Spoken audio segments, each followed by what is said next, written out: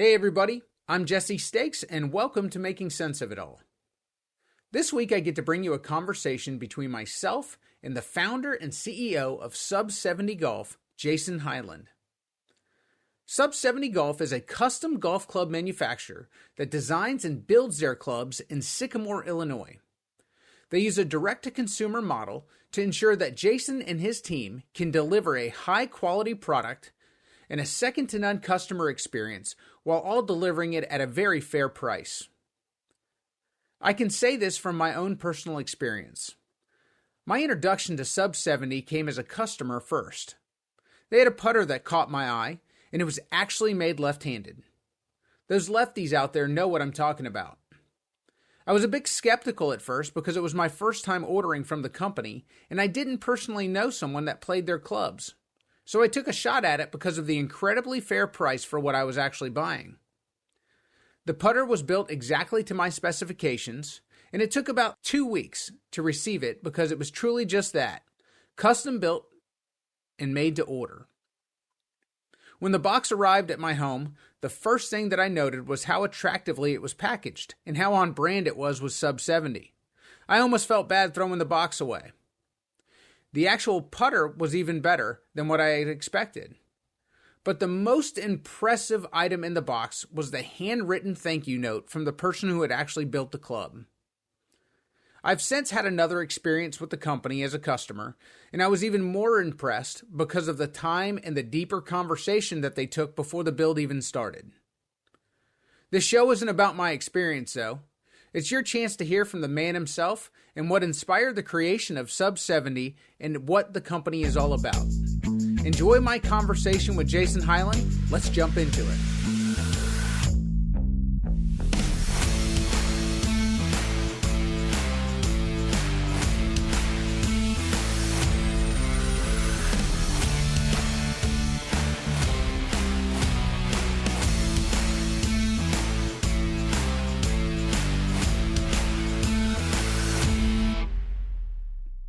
Yeah, so I started playing golf, probably around 8 years old. We lived in a really small town, like no traffic lights, no McDonald's, and we had barns in our backyard.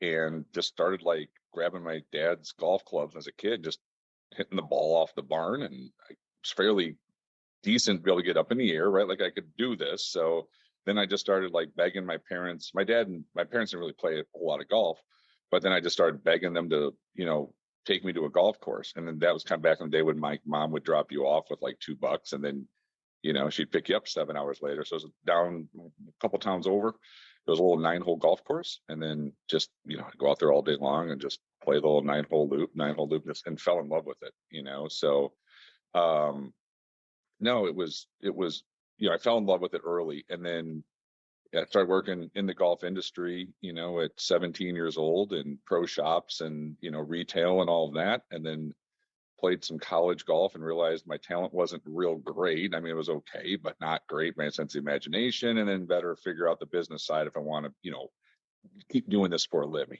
Right. So then that kind of morphed into started my first company at 22 and when college was over. So yeah, the internet was coming out in the 90s, right? So I had this really cool opportunity to kind of use this new technology back in the mid 90s and start the first one. So I always tell people I've never had a real job in life yet. Now, trying to keep it that way. Were you passionate about the equipment side of golf as well, or did you just enjoy playing it when you were young? Yeah, I was always fascinated with equipment, and my dad and I started building my clubs in the garage when there was pings were really expensive, and we weren't poor but we weren't rich, and somebody told my dad's very mechanically inclined, like, hey, you can order the parts from, we used to use Dynacraft back then out of Ohio, and we'd cut the shafts, build our own clubs, grip them. And I was like fascinated with like the customization. I thought it was way cooler that my clubs were kind of like hand built in our garage and different than everybody else's. And I could get them exactly the way I want to, or get this wedge. So I was always like fascinated with the custom building. Oh, the nuance of having like a set made just for you at an early age. And we always built our own stuff back in the day, versus kind of buying it. Very cool. Did you, as far when you started your company when you were 22, what Mhm. is that what it was? Components as far Yeah, it's as? golf, but still around today. Yeah, it's called Diamond Tour Golf. We kind of compete against Golfsmith, and we carry all the shafts and grips, and then had our own line of club heads we brought in and sold as parts or built them. More of a value play, right? Like it's a really good price point for the money type of for the heads, right? Sure. They're not if Sub 70 is an Aston Martin. The heads on Diamond Tour would be Chevy, Ford, Chrysler, and for a lot of people that's fine, right? It hits a niche of getting people out there to play at a really good quality product at a really good price. And all these years later, that company is it's still here and we still operate it. I spend most all of my time with Sub 70, but it's still in our portfolio of companies that is still around today, and that's pretty cool. After all those years, it's still working. So what inspired you to start Sub 70? So Sub 70, I had kids a little bit later in life, and I was in my early 40s, and took a couple years where I didn't go as hard, right? I kind of just laid back, and we had the other two companies going, spent time with the kids when they were little, and I was getting kind of bored of like, okay, we got to do something. Like, what's the next thing? And I wanted to build like really boutique-ish, high-end, niche-y, we'll do whatever we got to do to make the club as good as we can make it. No box it has to fit into. Okay. But I didn't know how I was going to get there, right? So then it just, as we were kind of digging into it, the direct-to-consumer model started to become, like 6 or 7 years ago. Usually old school direct-to-consumer was like an alternative of a cheap product. And that's not the case anymore. You start seeing, Shady Rays sunglasses, or like, suits from Combatant Gentlemen, or the Razor thing, right? It goes really high quality Right. at a better value. And then it was like, okay, that's the pathway.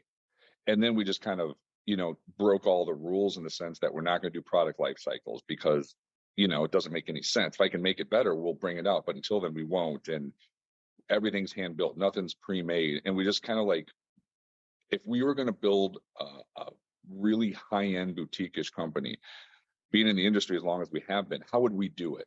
And don't care about the consequences of it, right? Because I thought there was just going to be like a little experiment where I'd have my little hobby farming thing with it. So we just kind of like broke all the rules in golf that you're not supposed to do. And we did.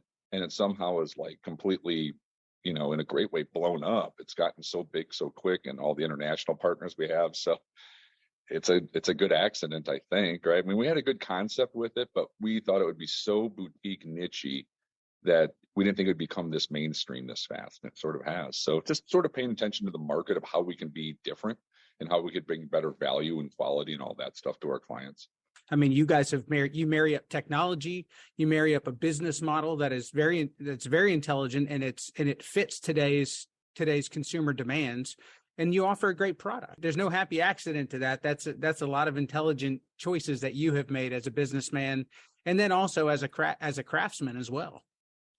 Yeah, it's the timing of it was really good, right? Like, Sure. just kind of looking back, right? Like, it felt like the golf business, sometimes the golf business is a little slow to change, right? And you could see it in other industries, and we kind of jumped on it pretty quick. But it was a passion project. It really was, of trying to build this really boutique, cool, beautiful pieces of art that also perform, and then build them all here in Sycamore by hand. Like, basically, how do the pros have their clubs built? Well, we're going to do that for everybody. Not, they're Right. all having them custom made by hand, and everything double checked, the loft lie. And you want a certain swing weight, no problem. And you want extra rapid grip on just the bottom hand, we can do it. So basically, we just took that craftsmanship and brought it to every set that leaves the building. So Right? how do you do that, as far as, because it is a direct to consumer model, and Mhm. you have your consumer, let's say, like I'm in Florida. Yeah. How do I get fit? How do I know what to order? So a lot of guys, at first, when it really started, they knew their specs. Like, the early adapters knew exactly what they wanted. And we'll tell people, we can kind of get an idea if they, there's so much simulators around anymore, or so many simulators, should say. If we get your current clubs and you kind of go into a simulator and you send us that info, my staff, myself, we've done it so many thousands of times. You can sort of see by the numbers of what's going on and what pieces of our equipment might benefit them. Now, for length and lie and stuff, we might say, hey, go spend $50 or $75 locally, because Sure. length is length, lie angle's lie angle, right? And then get those portions of it. And then we take that in, like someone else is kind of our seeing eye dog. We can interpret it like doctor's notes, and then still put the pieces of the puzzle together. Essentially, when you fit somebody for golf clubs. It's just a big puzzle you're putting together. And the more experience you got, the better you get. And then because we're direct to consumer, we hear from the customers, right? So we know Yeah. if like, hey, okay, I did this in the past, this worked well for the guy. It goes in your memory banks, and then it starts to hit repeat. You get better and better at fitting people. But sometimes they have no idea. You got to hit the pause button, say, go get fit, and then send us the information. We can interpret it. Which, if we get to that point, we'll do it that way. And you have some people in the golf industry, they've essentially tried to, act like the Wizard of Oz behind the curtain when it comes to club fitting. Yeah. I mean, I think, sometimes it gets overly complex when it's not that complex, right? Like you can see that, okay, this guy needs to get a higher launch angle with more spin. Okay, what tools do we have in the tool? Okay, this looks pretty good. And all right, sir, how long have you played dynamic gold S300s for? 12 years. Okay, we're not going to change that. Those numbers are great, but he wants a head that does something a little bit different. It's almost like I can do it by like 6 cents anymore, right? And it doesn't need to be overly complex most of the time, right? And that's how we can do it pretty efficiently. Like, club fitting does not need to take 3 hours. I mean, you give me 45 minutes with somebody, or Kevin or Neil or our guys or Dan, like I can pretty much watch, look at the numbers, look at their current set of clubs and go, we got to go this direction to optimize now. And very cool. It's like, if you've done it enough times, you get pretty good at it, right? But yes, it's there's nothing voodoo about it. It's a math problem. Right. That's what it is, right? The numbers, I still see it with my eye, what's going on with the golf swing, what their ability is, what's the potential, how much they're going to be working at it. And then because I used to do, in the 90s without that much data. And now the data backs up what I'm seeing, and you can use that data to help put the puzzle together. Sure. Well, I grew up playing baseball, and it's funny because it's like you grab a glove and you grab a ball and you grab a bat, and you might decide, do I want a 32, 33 or 34-inch bat? But that was the extent of it. To your point, a lot of people like to overcomplicate the simple. So I like that approach. I think it's better for everybody because I think confused minds say no as well sometimes. And I think people shy away from it rather than going towards it if they're nervous or they think it's going to be overly complicated to jump into. Well, what's made it easier is the data you can get off a simulator, right? So I still see it with my eye, but boy, that math adds up, right? You can instantly see the changes, right? So that technology has made it so much easier to get it dialed in quicker, right? There's no more guessing. There's no more guessing. It's math. It'll tell you what's going on. Right. I know you guys have gotten some traction with pros. Can you talk to me a little bit about that as far as, how your clubs, how Sub70 has been received on the pro tours? Yeah. I mean, so we're never, like we said from the outset, we just want to work with a few guys, right? We're not going to go out there and buy our way on the tour, which we could do, but I got to charge that the customer has to pay for it. Now, I think it's important that people know it's being played at the highest level, right? But we're never going to get a staff of 12 guys to do it.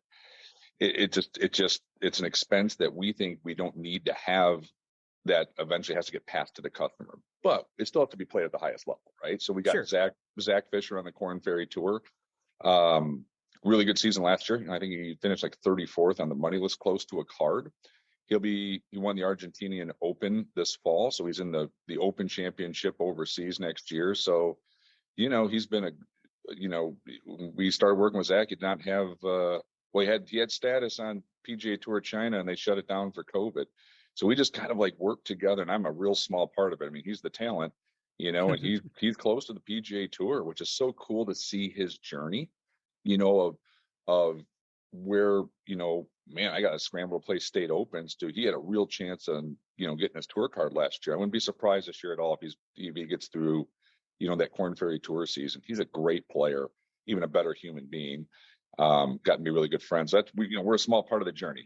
He can hit a golf ball and putt and chip and do all of it. And then, we got the icon Tommy Armour III, on the Champions Tour, and Tommy's going to play, 7-8 events. He did it for 42 years. He's got a great life in Las Vegas. He still wants to play a little bit out there, but he's been, the doors he has opened for us to help. He does not need this, and he has been a great friend. It's really cool to be friends with one of your idols. He was one of my heroes growing up.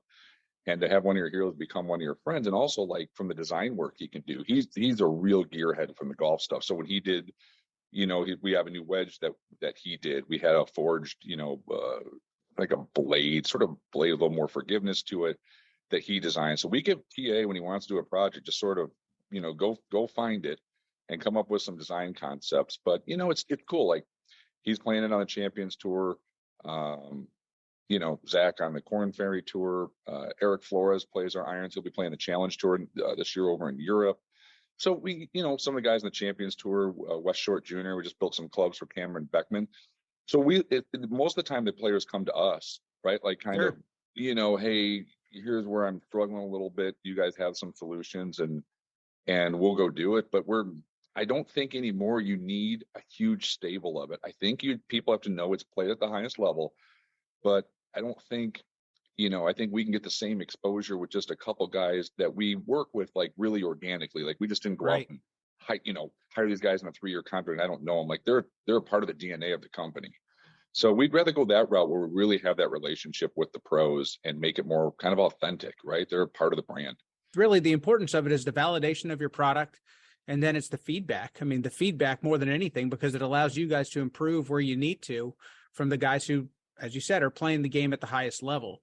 Do you think that with the rise of tours like LIV and with the PGA Tour now having to pay their players more money than what they were previously, do you think it's going to give players a little bit more freedom to make a choice on what brand of equipment that they play rather than worrying about an equipment contract? Do you think that they'll just now be able to start choosing, I'd like to play Sub70 or whatever brand that they felt was best for them? Yes, and it was already happening before LIV. Okay. Meaning the importance of paying touring pros when Nike went out of the golf club business, because Nike, if you remember, went and just paid everybody a boatload to make a market impact, right? When that imploded and they said, Uncle, that changed how much companies are willing to pay, not the Rorys of the world, but the guy who's 62nd on the money list, right? Sure. That went way down. So now those guys have to start thinking, look, a 4th place finish pays more than the club contract for me. Do I want to say? And then what happened is the club contracts also, for the most part, required players to play more of their clubs in that contract, meaning it might be 12 or 13, and you have to play the ball, or 10, 12 clubs, right? So then they have to ask themselves, is the money worth me not having the ability to be kind of independent if I want to put something different in? So that trend line was already kind of going where smaller brands, or you saw a bunch of guys with 6 different brands in their bag, right? You never see that 10 years ago because Nike would just it was an arms race essentially. So, and then now with the money that they're being paid, I think it's going to open it up even more to guys wanting the equipment that they can play their best with, because they're getting, finally the tour players, say what you will about LIV or whatever, PGA Tour players for the most part were underpaid for the amount of money that was coming into the tour. Well, that's starting to level out to be competitive with the other professional sports. So yeah, those guys, you're not going to have to, if you're one of those top, if you're a player on either one of those tours, you're not going to have to rely on a club contract to help make ends meet, if that makes sense. So you're going to see more guys probably going a little more independent. I think that's that trend line was already happening, and this just makes it happen faster, in my opinion. Very good. Do you have a personal favorite piece of equipment that you guys have made? You love them all, right? It's like your kids. Like I was about to say, I know I'm asking you to call a kid ugly or anything like here. Favorite. I think that most this new wedge working with TA was really fun. It's a beautiful wedge too.